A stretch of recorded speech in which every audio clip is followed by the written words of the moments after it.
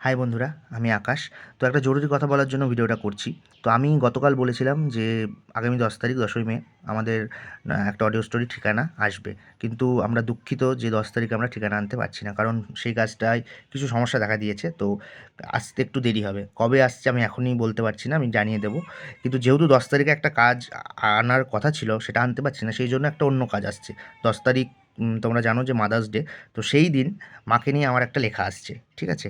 আর একটা কথা, আমি এবার থেকে আকাশ ডায়েরি চ্যানেলে, আকাশ ডায়েরি ইউটিউব চ্যানেলে ছোট ছোট আমার লেখা শায়েরি বা কোট, দু এক লাইনের বা বা কবিতা, এগুলোও আসবে, ঠিক আছে? তো কালকে হচ্ছে রবীন্দ্রনাথ ঠাকুরের জন্মদিন। কাল থেকে এটা শুরু হবে। কালকে রবীন্দ্রনাথ ঠাকুরকে নিয়ে দু এক লাইনের একটা লেখা আসবে এবং এটা কাল থেকে শুরু হবে এবং 10 তারিখে আসবে মাকে নিয়ে একটা লেখা মাদার্স ডের জন্য।